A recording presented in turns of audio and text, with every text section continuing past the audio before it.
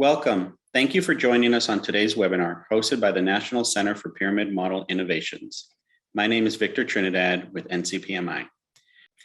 This webinar is part of the Within the Framework webinar series. Today's topic is for state leaders by state leaders, meaningful data use for state leadership teams, guidance for cultivating growth of the data and evaluation essential structure. Presented by Alyssa Roth, Angie Van Pollen, Ryan Guzman, and Julie Dean. Thank you very much for attending. Hi, everybody. This is Alyssa Roth, and I'm going to just get us going here for a few minutes, and then I'll turn it over to Washington to do their thing.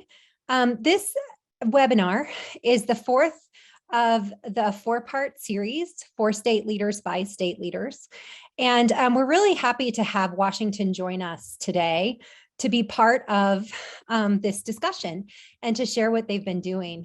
Washington State is not a particularly old pyramid model implementation state. They've been doing it for about 4 years now by my count. And we are super excited for them to share the way that they've made data so accessible for their state leadership team. And they're going to show you why it's important and also how they have accomplished some of this with some of the tools that they've done. So you see here our objectives for today. Provide resources and examples for addressing data in scale up and sustainability. And then also learn some tools, as I said, how they're analyzing and displaying data in order to make database decision-making and really use that in partnership with the state leadership team and implementation of pyramid model statewide. You can go to the next slide. So we're super excited to have our friends from Washington who we've gotten to know over the last 4 years really well, and we're so grateful that they're here.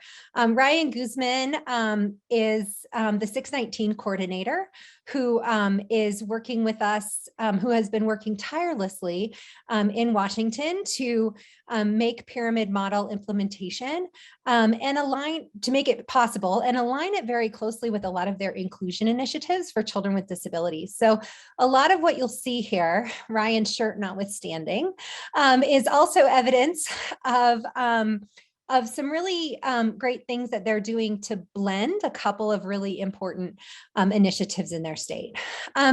Julie Dean is a little newer to the initiative, but we're super happy to have her. Julie, I forget your title. Is it inclusion specialist? Yes, that's what I thought. And Julie works at Ryan's right-hand side to really bring some of these things to life related to pyramid model implementation and inclusion. And so they're just going to share one aspect of this today. We're super happy to have them.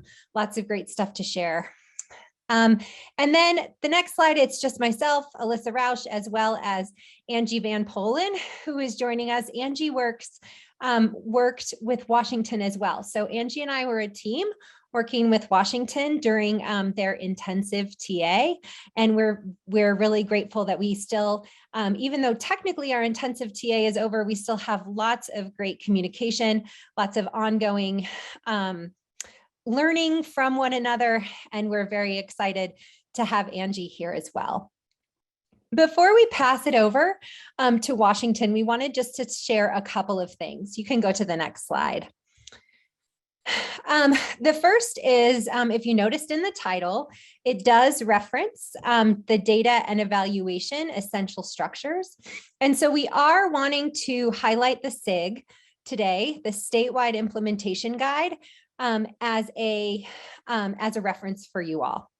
And so you will be able to click on this link on the bottom here of the slide.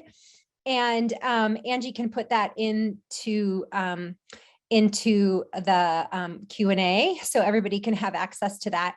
And when you click on that, you'll see this page that opens up with these 4 boxes. And if you were to click on essential support structures, you would see data and evaluation there as one of those. And so that's really where Ryan and Julie are going to be spending a lot of their time. But Ryan and Julie have used the SIG a huge amount in Washington. They're showing you one aspect of it, but as we talk about what's important for state leaders by state leaders, particularly with scale up and sustainability, this is an essential resource for you all. So again, the 4 essential structures are the state leadership team, the program implementation coaches, or the professional development network of program implementation coaches, implementation and demonstration sites, and then also database decision-making, and that's where they're going to be spending their time. The NCPMI website has a ton of really high quality useful data decision-making tools. And we really wanted to highlight this page for you across what exists in terms of supports for data decision-making at the state leadership team level, for classroom and program tools, for early intervention tools, as well as some community leadership team tools. This is a hugely, I think, underutilized resource on NCPMI. And it's often, as you're doing all the great implementation stuff that you're doing in your states around training and around coaching and all that great stuff, sometimes it's easy to forget that these things are here and such an essential part of driving what it is that we need to do forward. So we wanted to make sure that you have a chance to know that they're here. You'll see that these tools come with a look, think, act, which shows you how to use the tool, provides you with questions and considerations about how to use it at the very, in the various place or environment where you're using it. So this is really, it's a really important piece. We encourage you all to take a look at it as you think about making data and evaluation a really essential part of your work. This is the last slide before we turn it over to Julie and Ryan. And these are a couple of new resources related to data and evaluation from NCPMI. The one on the left that you see is the data coordinator responsibilities. This is a great new resource because as we'll be able to talk, Julie is the what we would kind of consider to be in the role of the data coordinator in Washington. And so what this really does is outline what are those things that a data coordinator needs to do to constantly be bringing data and evaluation to the minds of the state leaders who are on the state leadership team. The other one is a resource that really talks about what data elements are essential in measuring implementation, state and program implementation. And so that's a really great resource because it sort of walks you through, okay, what should be on the radar. So once you have your data coordinator established, then you also can understand what do we need to be doing and how do we need to be collecting this work. So just a couple of resources to share. So thanks, Angie, for putting those in the chat. And without further ado, I want to pass it over to Ryan and Julie so that they can share with you again what they've been doing, how they've been doing it, and why it's been so valuable. So Ryan and Julie, thanks for being with us. Thank you, Alyssa. Thank you, Angie. Thank you for having us. It's exciting. I have to tell you, and maybe it's our pandemic time warp, but we've actually only been doing this for going into our 3rd year. So we are February 2019, which is pretty incredible because when we started, it was, a pipe dream. What do we do? How do we do this? And we had the best of intentions. And I do believe that is what has carried us. We had the great fortune of starting this whole journey in the midst of a pandemic. So, that makes it even more exciting, challenging, and it creates opportunities to learn this process in a completely different way. So we're incredibly grateful, and I have to say it's working.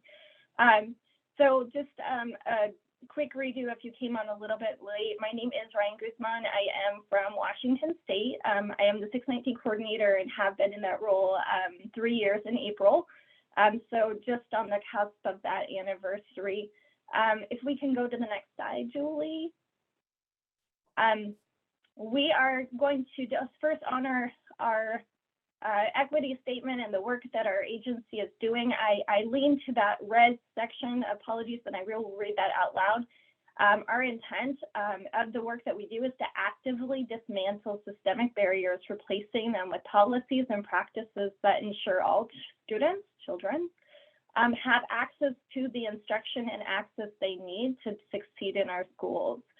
This is important, this is essential, and this is a theme that we carry throughout the work that we do pre-K to 21 and beyond. Next slide, please. Thank you, Ryan. Hello, everyone. My name is Julie Dean. I'd like to take a moment to respectfully acknowledge that I'm coming to you today from the traditional lands of the Nisqually people, and that our OSPI, our Office of Superintendent of Public Instruction, is located on the traditional lands of the Squaxin Island Nation. They are descendants of the maritime people who lived and prospered along the shores of the southernmost inlets of the Salish Sea. We would like to ask each of you to show your gratitude to the tribal nations in which you are coming from today and acknowledge them. We acknowledge the commitment to all Pacific Northwest tribes, to the resurgence of their traditional ways, and their respect and protection of all peoples, not just those that are living, but those that have gone before and those that are yet to be born. We pay our respect to the elders, both past and present, and to the valued resources of the tribes that they have defined as their children. They are the tribe's future. They are the future for all of us. We raise our hands to all of the sovereign tribes who have stewarded these beautiful lands throughout the generations.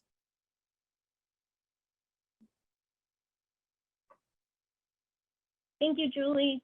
And we're going to move forward. And as Alyssa had said, we're going to focus on our why, our how, and our what, and break this down for you as quickly as we can with the time that we have, but also with the caveat that we are always here for questions if there's ever a need to connect offline.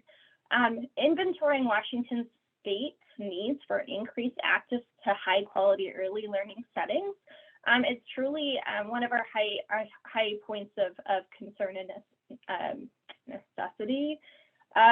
I would say that's just where we are right now. In Washington State, we're actually doing pretty well, which is exciting to say because 3 years ago, we had a lot of room for growth. We had done inventory, and data has been an essential component and tool for us throughout this process. We have the great honor to be led in our division by Glenna Gallo, our assistant superintendent, and by Tanya May, our executive director, Dr. Tanya May. They are phenomenal leaders in our space and have opened up the doors for us to create some really special initiatives and work in Washington around inclusionary practices. And where we were finding a gap was in including our children with disabilities within our early childhood settings. Washington is a mixed delivery state. We have a variety of settings where children can be served, but they're served by multiple agencies. So that cross-agency collaboration is essential and was one of the continued barriers that we can face and that we're starting to overcome.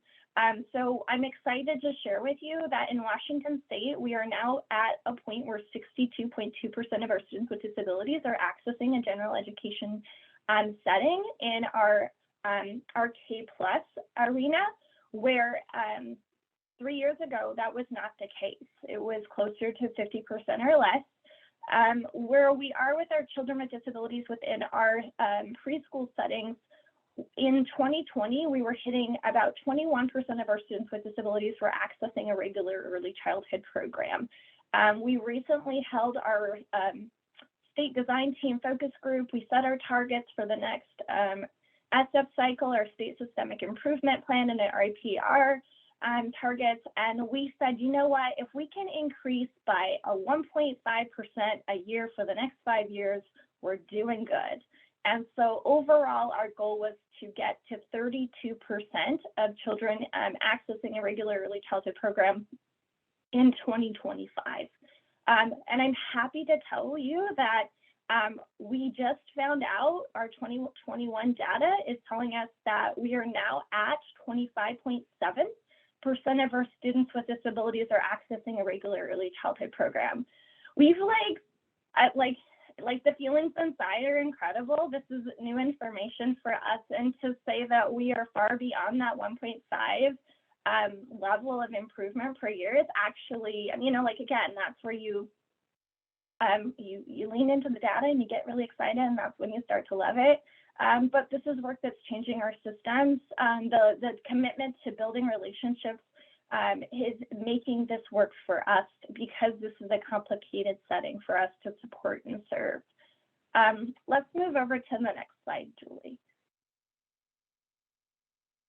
As we've developed our Washington Pyramid state leadership team, we have prioritized this, which I will say our state leadership team is comprised of a variety of members.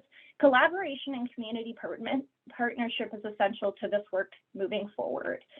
From the beginning, we prioritized leaning into how our students with disabilities were being supported within general education settings.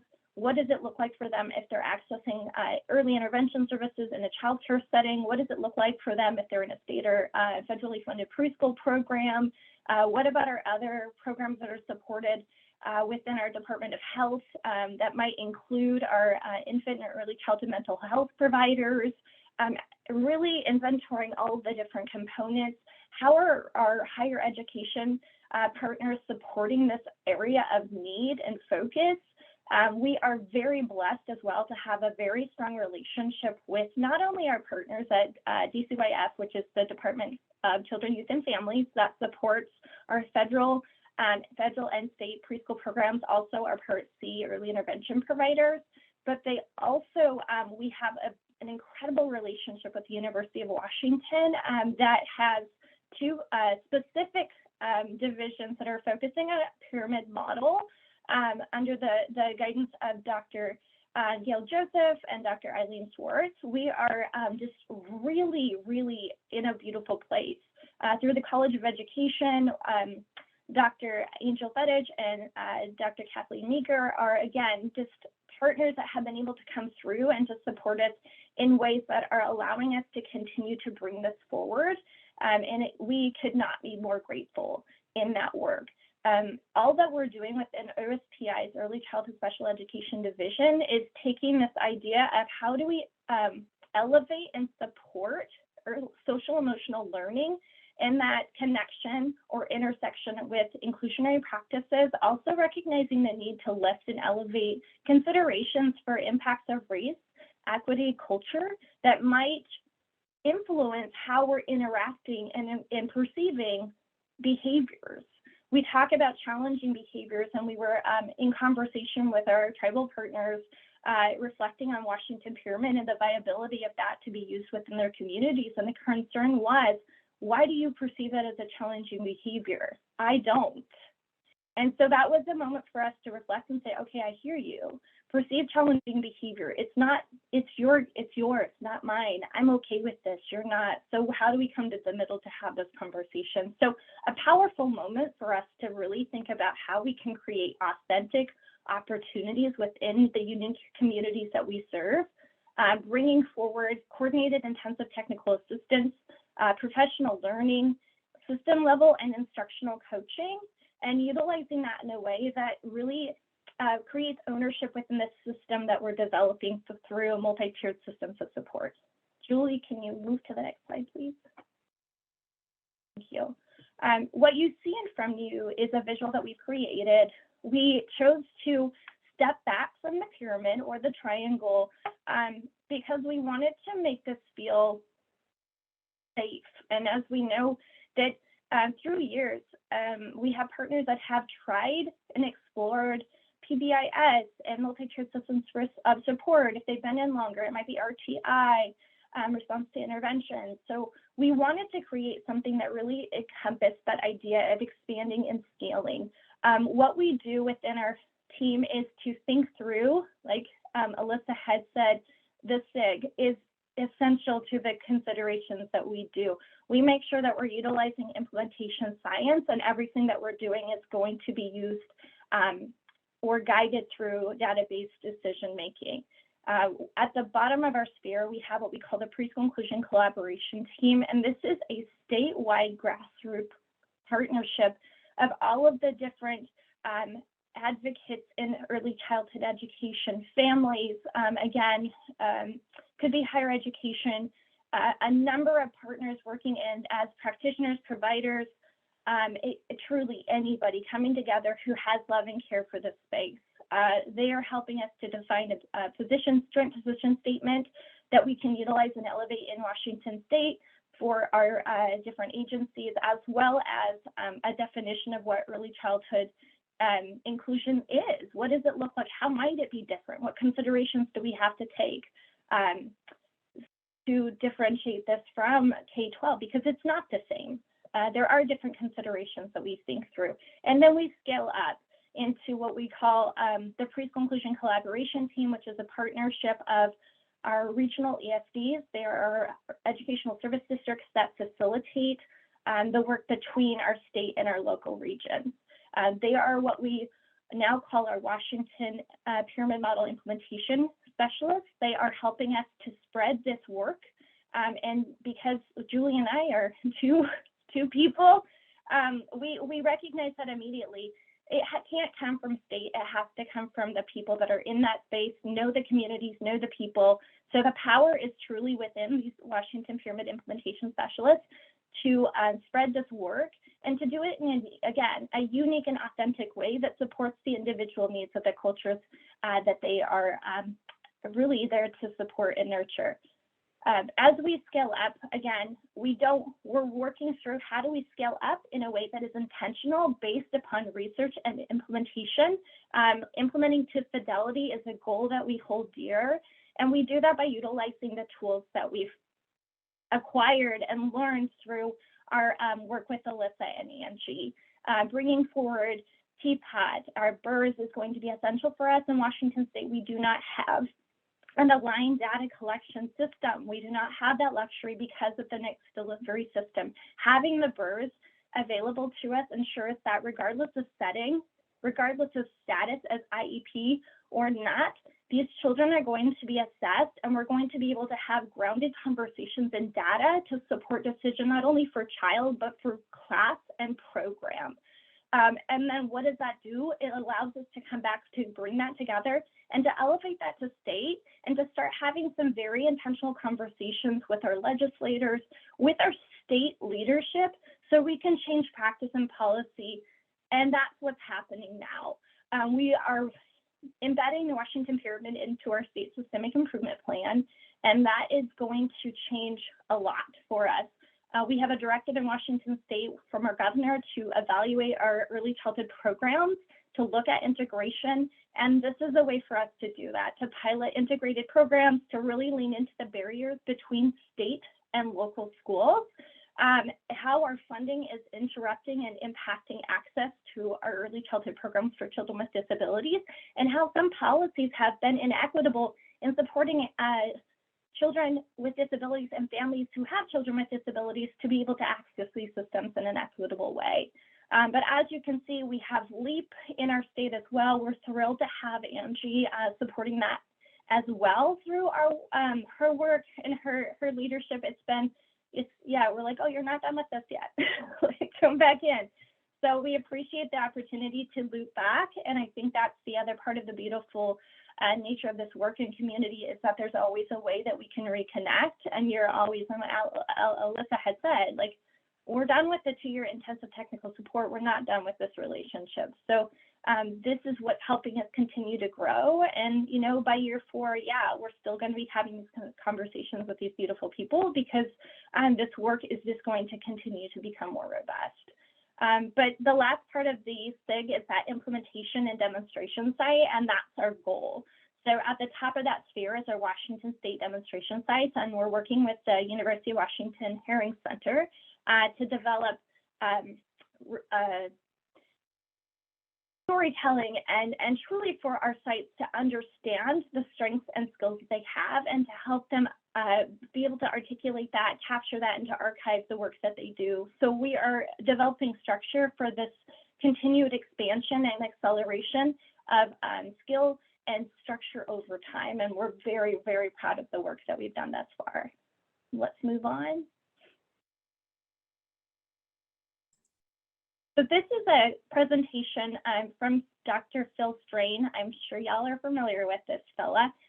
He was invited to talk with our MTSS director, Justin Pelosi, and to share why pyramid model. And so I just want to create opportunity for you to hear his guidance, and then we'll loop up my section and then transition over to Julie.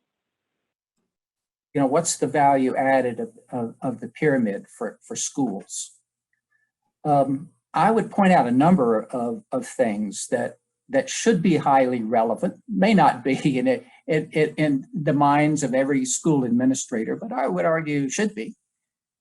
Number one is that I believe there's irrefutable evidence in the scientific literature that starting early, building a skill repertoire that's incompatible with the eventual development of severe challenging behavior is the best economic investment.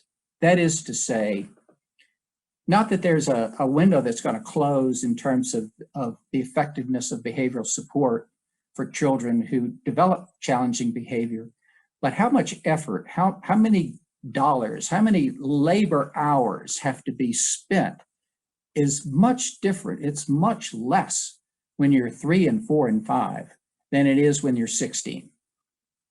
That's number one. Number two is that it allows for a beautiful integration pre-K to 12, or even beyond into adult services, if you want to think about that, where children and families receive a logical consistency, a continuity of services that are built around the same sort of conceptual foundation. And we all know that one of the phenomenal challenges that we all face in education are those critical transition points that children and families make. One being from pre-K to the K-12 system. And there's a whole bunch of other of similar steps along the way. I'm not suggesting that's the most important or the most risky, but it's a profoundly risky one.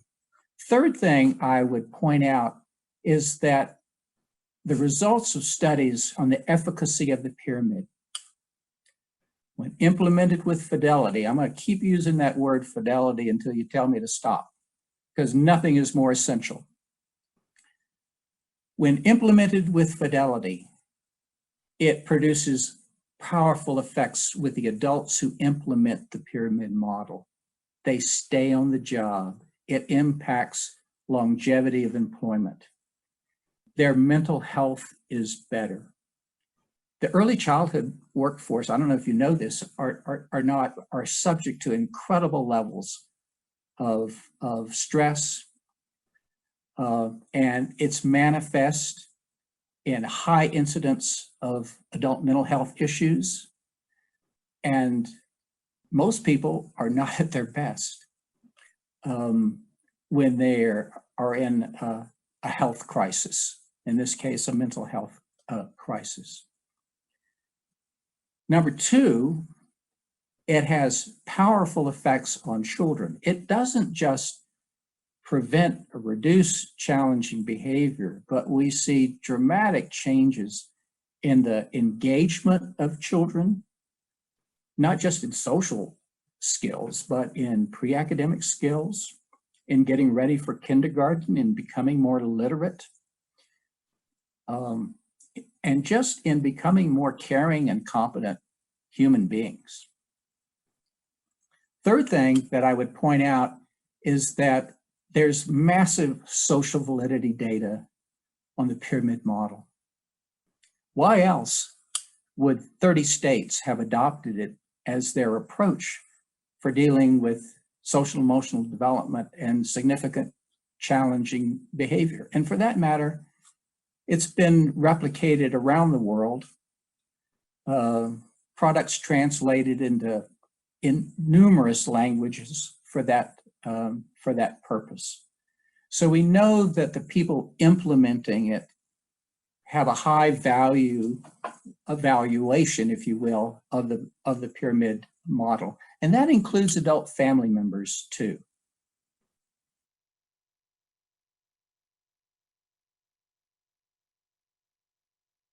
what's the Thank you, Julie.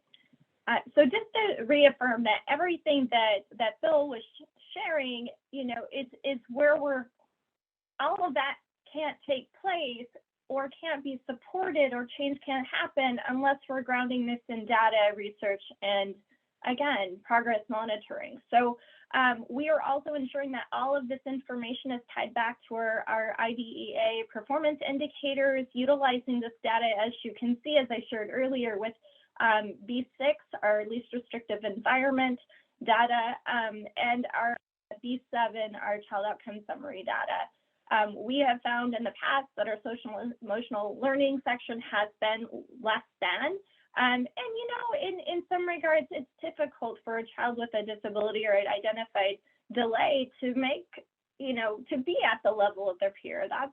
That's why we're there to support them. But to know that regardless of environment, that we can help to create a system, that we have continuity of expectation, that we have training available, that all partners can support is just absolutely phenomenal. And that's where we're going right now. Like, we're just, because of this, that is my timer, and I'm going to get ready to transition over. But again, just utilizing evidence-based practices are how we're making that change take place. So you can see on this slide just the tools that we're using to ensure that. And then Julie, just to transition to the next slide, and then I'll step back. So this is information for you. Through our state systemic improvement plan, we created an evaluation plan, a logic model, and also a theory of action. So this is just a quick grab of our goals from our cascading logic model.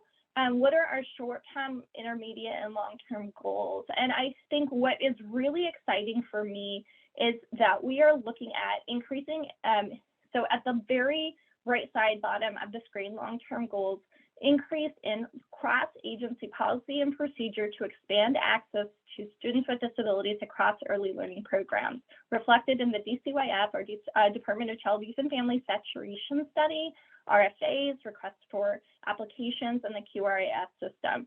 We're getting there. We're having conversations last week where they said, we're going to put this into our RFA. We're going to make sure that Washington Pyramid is a training that is going to be a part of the work that they do.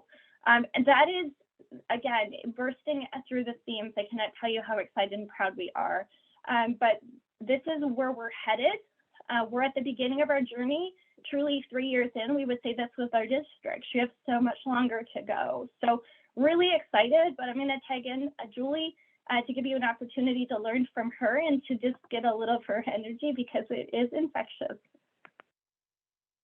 Thank you, Ryan. So honored to be here and honored to talk about creating a culture of data-based decision-making, which has been an intentional focus here in Washington State.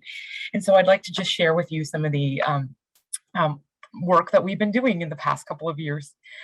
So first, I'd like to just share that this is our a hypothesis of change, or a theory of action, that's featured on this slide. And really what this showcases is that we really truly believe that the following frame can provide a guide for not just children, but families and community partners and folks that are just embedded in this work across the state. I'd like to just highlight that within each of these boxes, there's a specific, I think a specific kind of call to data analysis and data collection. And so on the very left-hand side of this screen, you see that we really are focusing on that intensive technical assistance at the onset, and really understanding that the phases of implementation science are nuanced and variable. Coaching is a critical component of this work. Professional learning and family and community partner, CP, community partner engagement, that is at the core of the work that we're doing in Washington State, focusing on co-creation at the onset and continuing to build that conversation. So excited to share some of the things that we're focusing on. I'll move to the next slide. Some of the ways that we are supporting this change are featured on this slide. So family and community partner engagement, synchronous facilitated training, coaching, and an intentional focus on sustainability and scale up. these priorities have been identified through the administration of our statewide benchmark of quality. But in addition to that, we've engaged in some meta-analysis within our program-wide benchmark of quality. We've been using the ECBOQ to inform practice across the state. And this is an exciting feature of my role as a data coordinator, is really bringing this conversation back to our state leadership team. In addition to that, we've intentionally focused on creating a criteria for training. We've developed a training sequence to help identify and meet fidelity in practice. And of course, within that training sequence, we scoped and sequenced out coaching calls that align with that specific training. And so it's a partnership that continues to evolve and develop to promote sustainability and scale up.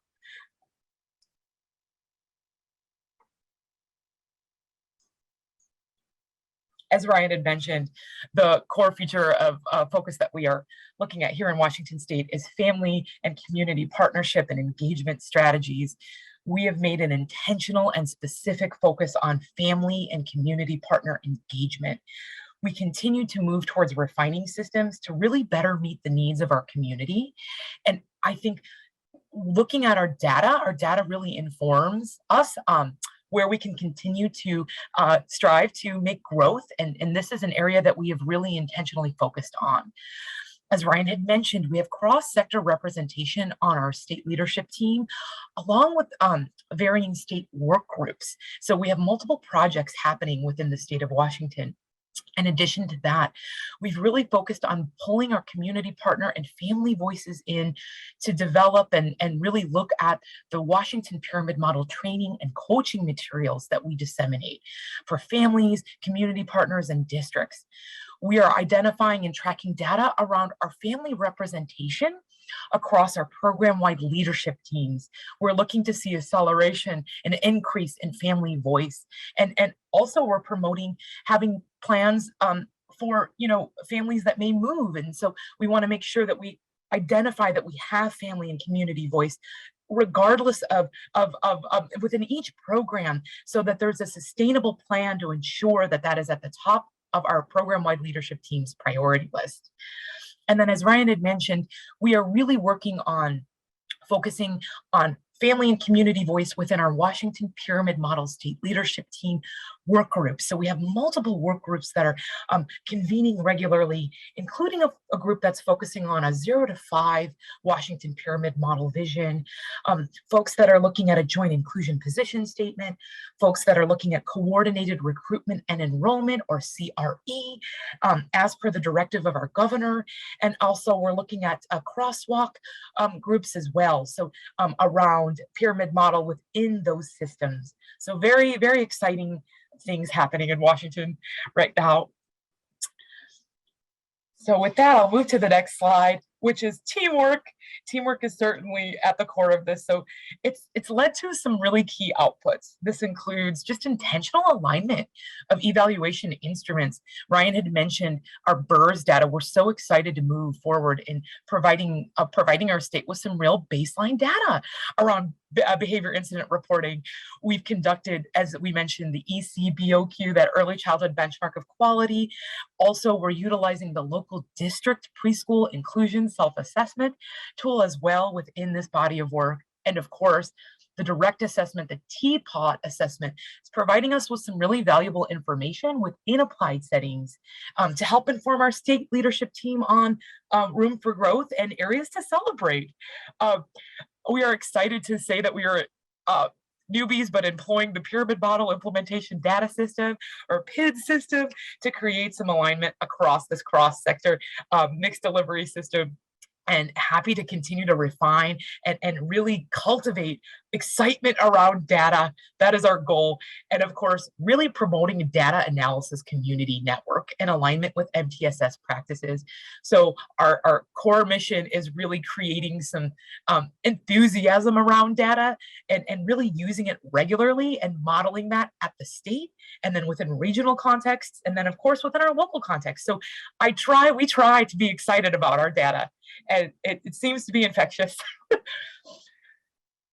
So with that, I would just like to pause and I would like to toggle over and share my screen and show some of the tools that we have been using. So I will pause in a moment But just to say that we've created some systems for communicating data regularly to all of the folks participating in this work, the state leadership team, our regional participants, our regional implementation specialists, and our program and practitioner coaches or teacher coaches. And so one of the things that's been really exciting is not only are we able to showcase data, but we're able to embed conversations within these dashboards, Q&A, question submission forms, and we've also been able to create some streamlined systems to help folks submit data and submit narrative. We understand the value of both quantitative and qualitative data, and so it's been exciting to provide multiple modalities to communicate. So I'd love to take a moment to stop sharing this screen, and then I'd love to share just our Washington Pyramid Model State Leadership Team Resource Center and give you a quick tour. Thank you.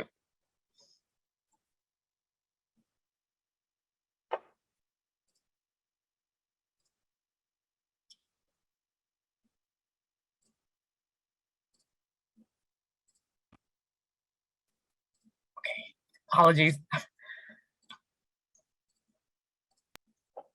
Hoping you can see. Excellent. Thank you so much, Angie. I appreciate your validation on that. We are sharing here. This is our Washington Pyramid Model, a State Leadership Team Resource Center. You'll notice at the top of this, we have our vision and mission that we continue to focus on every month and discuss.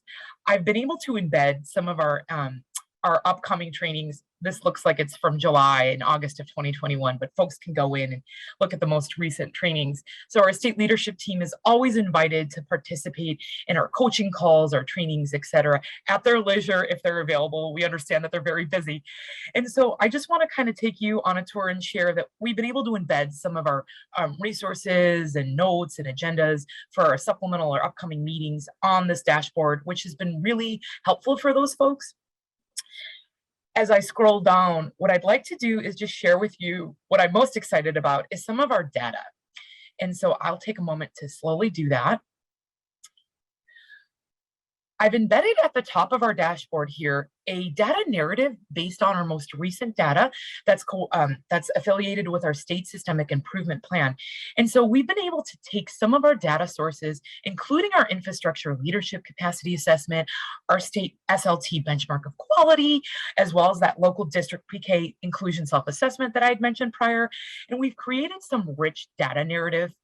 Additionally, we were able to collect some really nice state level data around both our behavior incident reporting, but just our program and practitioner coach activity logs. And so this is really helpful for our statewide leadership team to understand that our practitioner and program coaches are engaging in some really intensive coaching. And this narrative is something that they can bring to their partners. So for example, we were able to identify that our program coaches are spending a significant amount of time engaging in activity support to support their program leadership team. In fact, they're spending almost double the amount of time right now than their practitioner coaches within the applied setting, which is very interesting data. And so this really helps to inform where we want to go as a state leadership team and what the next step might be. So we've created some narrative for folks in addition to some of the raw data through some charts and graphical depictions. Here is an example of our state benchmark of quality that we've administered now 4 times. At the onset, this was, we did our first administration in 2019 and our most recent in November of 2021. I've also taken some time to create some data by the components within the critical elements within that assessment, so we can see across time what this is looking like for folks at the program level. I've also tried to intentionally create some metadata analysis around our behavior as state leaders. We understand that the survey data, the feedback, and the response data from our community partners and state leaders is critical to this project and to this work. And so I've created some dashboard data around our own behavior. How frequently are we providing our own feedback as state leadership team members? Noticing if there are a reduction in trends, I provide this feedback at the onset of each monthly meeting, and we think of ideas to make sure that we are responding in a timely manner. We have some data around just some more anecdotal data that folks are providing to us after each team meeting. So we like to reflect on that and really create a space for conversation related to the data. Also, as we scroll down, I'll just take you on one last little tour and then pause, is that I've also embedded in some data really specific to our training and coaching. So our program coaches and our regional implementation specialists. What I've done here is I've created some data around who's participating and how many participants are involved in our training cycle. And that helps inform how we need to move forward to sustain and scale up this project. I've also created some nice data around each of those post-training surveys so that we can go back to our partners and really identify opportunities for growth, and again, areas for celebration and success. So this is just one example of how we've been able to really utilize this dashboard tool to create enthusiasm and excitement around data. Thank you so much. I will pause sharing, and then I will reshare and go back to our final slide for any questions. Thank you.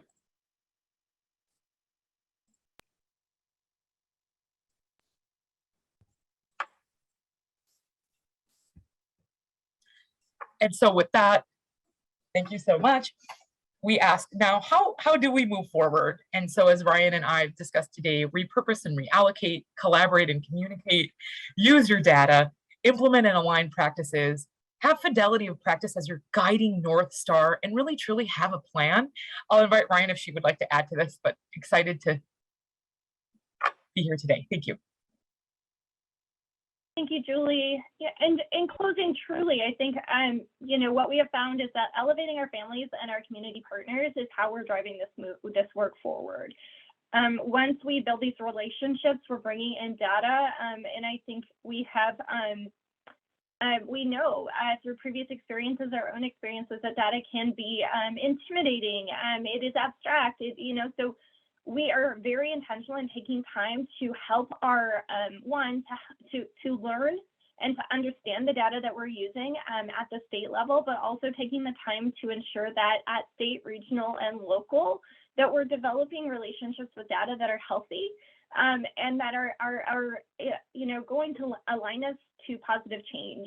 I think also what's essential is that to be able to have these conversations with families, to help them understand and to bring this down, because at the end of the day, it's this blue stack to family. And, I'll say when we had a recent conversation with Dr. Phil Strain, he said, I challenge you, Washington, how are you going to now take this to our families? How are you going to utilize this work and bring it to families so that we can build that, that full circle loop? Like, this is always about kids and families. How do we bring it back to them? And we're working that through. I have a plan and I'm really excited. I'm really excited. We got to get that money. I know I always have a plan.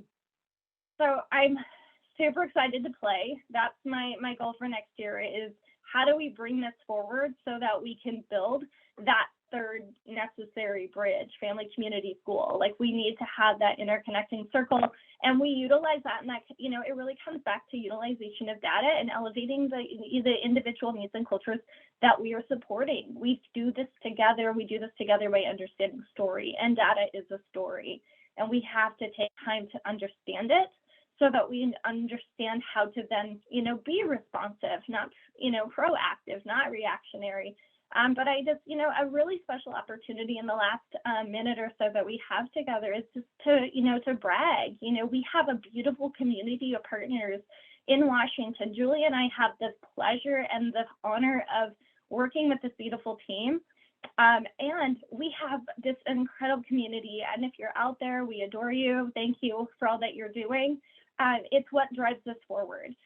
We are truly at the cusp of creating that 0 to 5 system. And when we started 3 years ago, Alyssa's like, pump your brakes, like, one thing at a time.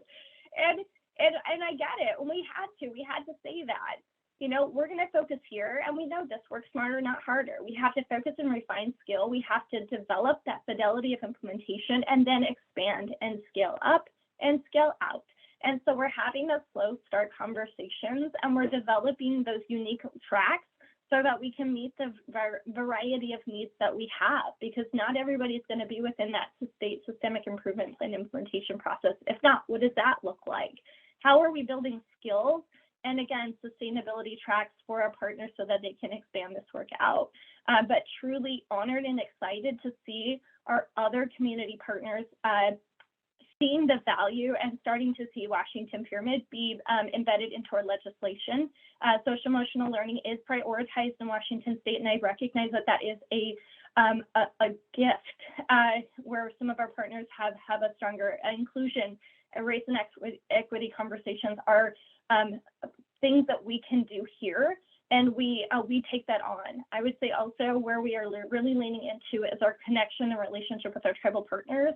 And I mentioned that earlier, but we're very, very vested in that space to investigate intergenerational trauma and the impacts of historical trauma that has happened to our Indigenous and our Black community members. What does that look like? How does that translate into education and academics and student outcomes? And what can we do to interrupt that at the beginning rather than react to that at the end of this experience? So with that, I will stop. We thank you for this opportunity. We are absolutely thrilled to be able to share our story, and truly honored and excited to really step into the next stages of this work. So Julie and Ryan, we do have a couple questions, and I'll start with one from Jenny. And she's just wondering about how you've incentivized people to submit their data.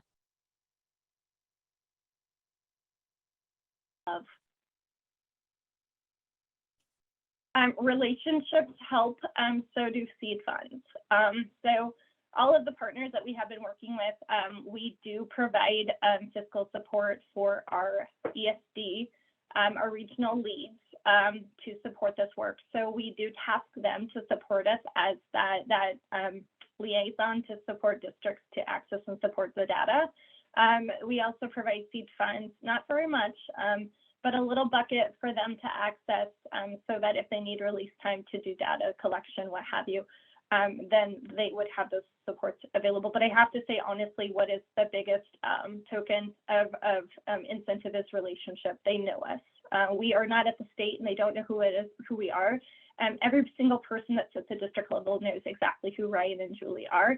We take the time to talk with them, and we build that relationship, so they see this as priority. And then we have a couple other things in chat in terms of people are very appreciative of what you've been able to share. And but we have one specific question for you, Julie.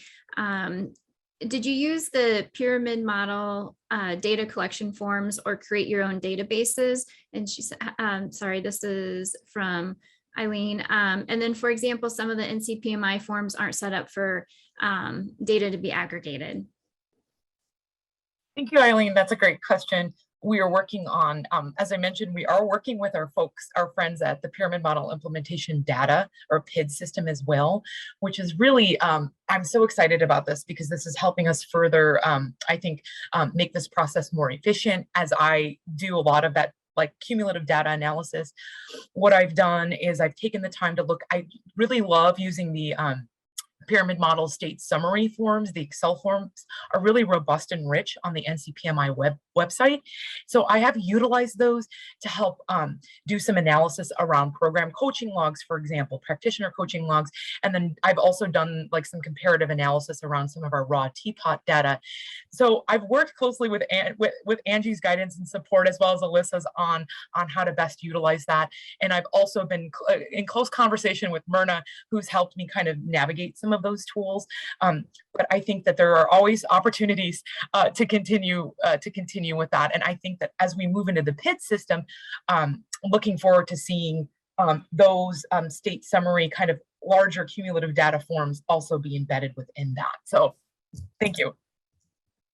I just wanted to jump in and just acknowledge to say thank you for Ryan and Julie for talking about this work. And I wanted to get, I'm trying to remember whose question it was about the incentivizing, but I just wanted to say, as an outsider looking in over the past 3 years, which I can't believe it's only been 3 years, but you are correct. There is a vacuum.